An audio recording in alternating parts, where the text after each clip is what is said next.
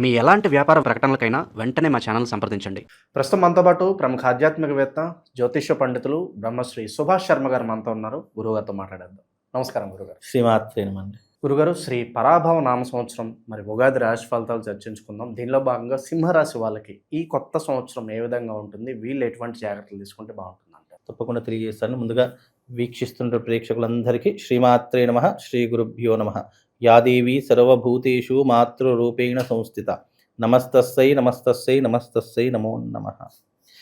ముందుగా పరాభవ నామ సంవత్సరం. పరాభవము అని అంటే గనక ఏమిటి అంటే గనక దుఃఖము, కష్టము, అలాగే శ్రమ, ఇవన్నీ కూడా అధికంగా చేసేటటువంటిది పరాభవము అని దానికి అర్థము. అయితే ఈ పరాభవ నామ సంవత్సరం అనేటటువంటిది ప్రతి ఒక్కరికి, అంటే మనిషి యొక్క జీవితాన్ని మార్చేటటువంటి అద్భుతమైనటువంటి సంవత్సరంగాను, ప్రతి ఒక్కరూ ఒక గుణపాఠాన్ని నేర్చుకునేటటువంటి సంవత్సరంగాను ఈ సంవత్సరం అంతా ఉండబోతుంది. అంటే పరాభవం, ఒక మనిషికి కష్టము, నష్టము, బాధ విలువ తెలిస్తేనే ఫర్దర్గా సుఖము, అదృష్టం యొక్క విలువ అర్థమవుతుంది అని శాస్త్రం. అందుకే ఈ పరాభవ నామ సంవత్సరం మనిషి లెసన్స్ నేర్చుకుంటాడు, గుణపాఠాలు నేర్చుకుంటాడు. మంచివాడు, చెడ్డవాడు ఎవరు, ఏమిటి అనేటటువంటిది, మన జీవితంలో ముఖ్యమైనటువంటి వాడు ఎవరు, మనతో చేయూతనిచ్చేవాడు ఎవరు, మనల్ని కష్టపెట్టేవాడు, ఇవన్నీ కూడా తెలుసుకునేటటువంటి సంవత్సరము పరాభవ నామ సంవత్సరం. ఈ పరాభవ నామ సంవత్సరంలో కష్టము, బాధ, దుఃఖములు ప్రతి ఒక్కరికి ఎదురవుతాయి. ఎదురు కానటువంటి వ్యక్తి సృష్టిలో ఎవరూ కూడా లేరు. పుట్టిన ప్రతి జీవి కూడా కష్టము, సుఖము, బాధ అనేటటువంటి ఈ సంవత్సరం ఎదురయ్యి తరువాతి కాలంలో వాడు గుణపాఠాన్ని నేర్చుకొని తరువాతి కాలం మంచిగా జరిగేటటువంటి అవకాశాలు ఏర్పడతాయి. ఇది పరాభవ నామ సంవత్సరం యొక్క ప్రధానమైనటువంటి అర్థం. ఇక్కడ ఈ యొక్క సింహరాశి వారికి కనుక చూసుకున్నట్టయితే 11, 12లో గురు సంచారం, అంటే ప్రస్తుత కాలంలో 11వ స్థానంలో గురు సంచారం చేస్తున్నాడు. తరువాతి కాలంలో 12వ స్థానంలోకి గురువు మార్పు చెందుతూ ఉంటాడు.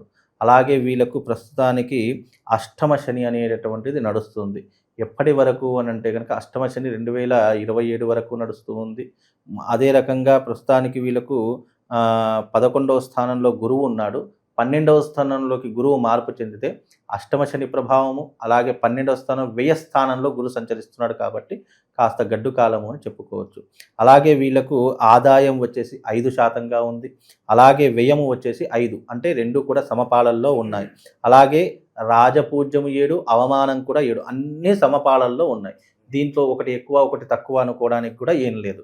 అలాగే వీళ్ళకి ఏమిటి అంటే కనుక ఈ సంవత్సరము శని యొక్క ప్రభావము, గురువు యొక్క ప్రభావం విపరీతంగా ఏర్పడుతుంది.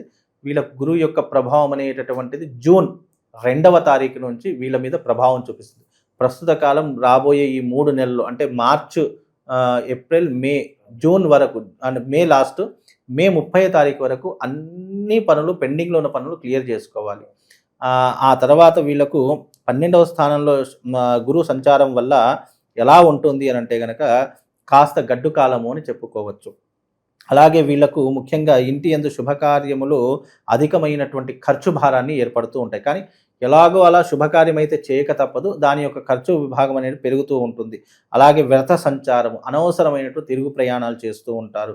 అలాగే ఉద్యోగములలో ఆటంకములు మొదలవుతాయి, వ్యాపారముల యందు ఇబ్బందులు మొదలవుతూ ఉంటాయి. పొత్తు వ్యాపారాల వల్ల నష్టములు ఏర్పడతాయి. ఎవరైతే పార్ట్నర్ బిజినెస్ చేస్తున్నారో వాళ్ళకు కాస్త నష్టములు ఏర్పడుతూ ఉంటాయి. అలాగే వీళ్ళకు స్థిరాస్తుల విలువ తగ్గిపోతూ ఉంటుంది. అలాగే ముఖ్యంగా ఇష్టమైనటువంటి వస్తువులు అమ్మి వీళ్ళు కాలాన్ని గడిపేటటువంటి పరిస్థితులు ఏర్పడుతూ ఉంటాయి. ముఖ్యంగా వీళ్ళు చేసేటటువంటి పనుల యందు కాస్త ఆలస్యం ఏర్పడేటటువంటి అవకాశాలు ఏర్పడుతూ ఉంటాయి. స్థిరత్వం లేదు, స్థిరత్వం అయితే అస్సలు ఉండదు, ఒక చోట నిలకడ ఉండదు, మనసు చంచలంగా ఉంటుంది, కాళ్ళు ఒక దగ్గర నిలవకుండా ఉంటూ ఉంటాయి. ఏదో రకమైనటువంటి టెన్షన్స్ మాత్రం వీళ్ళు పడుతూనే ఉంటూ ఉంటారు. కాబట్టి సింహరాశి వారు ఎవరైతే ఉన్నారో ఈ సంవత్సరం చాలా జాగ్రత్త, చాలా బ్యాడ్ పొజిషన్లో ఉంది.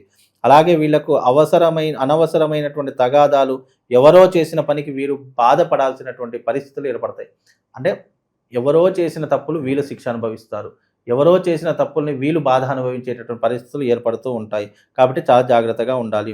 ప్రయాణములలో జాగ్రత్తగా ఉండాలి, ఎక్కడికైనా ప్రయాణం చేసేటప్పుడు కూడా జాగ్రత్తగా ఉండాలి.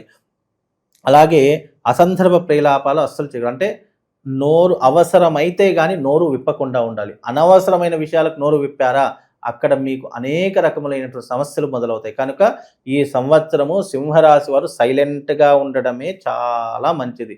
మీరు అనవసరం విషయాల్లో మాట్లాడినా, అనవసరం విషయాల్లో కలగజేసుకున్నా అది మీకు తీవ్రమైనటువంటి ఇబ్బందులను కలిగింపజేస్తుంది. కాబట్టి చాలా జాగ్రత్తగా ఉండాలి.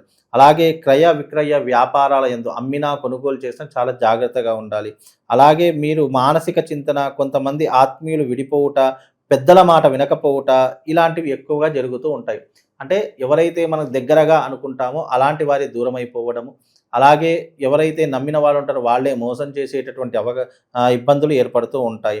అలాగే మీకు ప్రయోజనము లేని ఉద్యోగములు చేయుట, ఆర్థిక లావాదేవీల్లో తప్పటడుగులు వేయుట ఇలాంటివి ఎక్కువగా చేస్తూ ఉంటారు. ఏదైతే మీరు పని చేస్తున్నారో అది పూర్తిగా మీకు సాటిస్ఫాక్షన్ లేనటువంటి పనిగా చెప్పుకోవచ్చు. ఎప్పుడైతే మీరు ఆర్థికపరమైన లావాదేవీలు చేస్తున్నారో అందులో కాస్త జాగ్రత్తగా ఉండేటట్టు ప్రయత్నం చేసుకోవాలి. అలాగే వివాదములు ఎక్కువగా జరుగుతాయి. అంటే కొట్లాటలు కానీ, పోలీస్ స్టేషన్ వ్యవహారాదులు కానీ, కోర్టు సమస్యలు కానీ ఇలాంటివి ఎక్కువగా జరిగే అవకాశాలు ఉంటాయి. కాస్త జాగ్రత్తగా ఉండే ప్రయత్నం చేసుకోవాలి. ముఖ్యంగా మీకు ఎవరైతే సహాయం చేసేటటువంటి వ్యక్తులు ఉన్నారో వాళ్ళు దూరం అయిపోయేటటువంటి సందర్భాలు ఈ సంవత్సరం ఏర్పడుతూ ఉంటాయి. అలాగే కొన్ని పనులు ఆలస్యంగా నెరవేరుతుంటాయి. చీటికి మాటికి అసహనం పొందుట, మీ శ్రమ నిదానంగా ఫలించేటటువంటి అవకాశం. మీరు ఎంత శ్రమ పడ్డా ఆ శ్రమకు ఫలితం నిదానంగా వస్తుంది, తొందరగా అయితే రాదు. అలాగే చీటికి మాటికి కోపాలు తాపాలు ఎక్కువగా జరుగుతాయి. అంటే కోపాల ఆవేశాలు విపరీతంగా వచ్చేస్తూ ఉంటాయి. ముఖ్యంగా కొత్త వ్యక్తులతో జాగ్రత్తగా ఉండాలి. ఎవరైతే మీ జీవితంలో ఇప్పుడు కొత్త వ్యక్తులు మీకు పరిచయం అవుతారో వాళ్ళతో నిజంగా జాగ్రత్తగా ఉండాలి. అలాగే పని మీద ఎక్కువగా శ్రద్ధ పెట్టాలి. అలాగే ముఖ్యంగా ఇతరుల విషయాల్లో జోక్యం తగదు. పిల్లల చదువులపై శ్రద్ధ వహించుట, కుటుంబంలో దాన ధర్మాలు, తీర్థయాత్రలు చేయుట, అయిన వారితో సంప్రదింపులు జరుగుతాయి. కొన్ని పనులు పరిష్కారం అవుతాయి. అంటే ఏదైనా తీర్థయాత్రలు చేయడం వల్ల కావచ్చు, లేదా దేవతా దర్శనాల వల్ల కావచ్చు, కొన్ని పనులు పూర్తయ్యేటటువంటి అవకాశాలు ఏర్పడుతూ ఉంటాయి.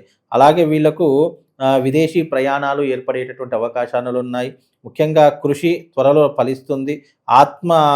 వీళ్ళకు ఆత్మీయులతో ఉన్నటువంటి సంభాషణ ఏదైతే ఉందో అది కొంతవరకు వీళ్ళకు ఉపశమనం కలిగిస్తూ ఉంటుంది. అయిన వాళ్ళతో కాస్త రిలేషన్ మెయింటైన్ చేయడం వల్ల కొంతవరకు ఉపశమనం కలిగేటటువంటి అవకాశాలు ఉన్నాయి. ముఖ్యంగా ఆత్మ బంధువులు ఎవరైతే ఉంటారో, ఆత్మపరమైనటువంటి అంటే మీ మనస్సుకి ఎవరైతే దగ్గరగా ఉంటారో అలాంటి వారితో ఎక్కువగా కాలం గడిపేటటువంటి ప్రయత్నం చేసుకోండి. కాబట్టి ఎవరైతే ఈ యొక్క సింహరాశి వారు ఉన్నారో ఈ సంవత్సరం కాస్త గడ్డు కాలము, జాగ్రత్తగా ఉండండి. గురుగారు, ఈ రాశినే కాదు ప్రతి ఒక్కరు కూడా ఎంత సంపాదించినా డబ్బు నిలబట్టలేదు, ఏదో ఒక రకంగా ఖర్చు అయిపోతూనే ఉన్నాయి. ప్రధాన సమస్య ఈ రోజుల్లో మనం చూస్తాం. సో మంచి పరిహారం ఏదన్నా ఉంటే తెలియజేయండి. ఈ సింహరాశి వారు భారస్పత్య తంత్రము అని చెప్పేసి ఒకటి ఉంటుందండి.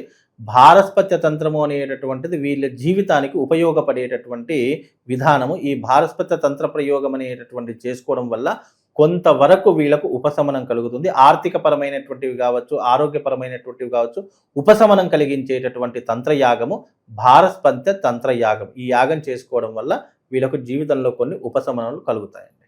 గురుగారు, మే వరకు పరిస్థితులు కాస్త బాగానే ఉన్నాయని చెప్పారు. సో మరి ఆ టైంలో వీళ్ళు ఎక్కువగా ఏం చేసుకోవచ్చు అంటారు? ఎందుకంటే మనకు గుడ్ టైం కాబట్టి ఎలా ప్రిపేర్ అవ్వాలి తర్వాత వచ్చే కాస్త గడ్డుగాలానికి వెళ్ళి? ఎప్పుడైనా గడ్డు కాలం వచ్చేటటువంటి సమయంలో గుడ్ పొజిషనే ఉంటుంది. కాబట్టి ఈ ఉన్నటువంటి గుడ్ పొజిషన్ వీళ్ళు సక్రమంగా వినియోగం చేసుకోవాలి. వీళ్ళకు జూన్ వరకు ఎవరైతే సింహరాశి వారు ఉన్నారో జూన్ వరకు లావాదేవీల విషయంలో కావచ్చు, అప్పుల విషయంలో కావచ్చు, అప్పులు ఉంటే తీర్చేసుకోవాలి. వచ్చే ఇన్కమ్ ఉంటే వాళ్ళు తప్పకుండా వసూలు చేసేసుకొని దాచిపెట్టుకునేటటువంటి పరిస్థితుల్లో ఉండాలి. తరువాతి కాలంలో ఏంటి అంటే గడ్డు కాలము అని అంటే కనుక దేవత ఆరాధన చేసుకోవడం, తీర్థయాత్రలకు ఎక్కువగా వెళ్ళి రావడము, దేవతా దర్శనాలు చేసుకోవడం ఇలాంటివి వీళ్ళని కాపాడుతూ ఉంటుంది. కాబట్టి ఇలాంటివి ఎక్కువగా చేసుకుంటే కనుక ఎంతో కొంతవరకు ఉపశమనం కలిగేటటువంటి అవకాశం ఉంటుంది. ముఖ్యంగా ఏదైనా క్షేత్రం వెళ్ళి రావాలంటే కామాఖ్య అమ్మవారి యొక్క క్షేత్రానికి వెళ్ళి వస్తే కొంతవరకు ఉపశమనం కలిగేటటువంటి అవకాశం ఏర్పడుతుంది. అలాగే వీళ్ళకి ఏ రోజు అంటే ఘాతు వారము రోజులు అంటూ ఉంటారు, మరి ఏ రోజులు వీళ్ళు అవాయిడ్ చేయాలి, ఏ రోజు ఎక్కువగా పనులు చేసుకుంటే వీళ్ళకి కలిసి వస్తుంది? వీళ్ళకు ఘాతవారం వచ్చేసి శనివారం అవుతుందండి. కనుక శనివారం రోజున కొత్త పనులు చేయడం కానీ, కొత్త పనులు ప్రారంభించడం కానీ అస్సలు చేయకూడదు.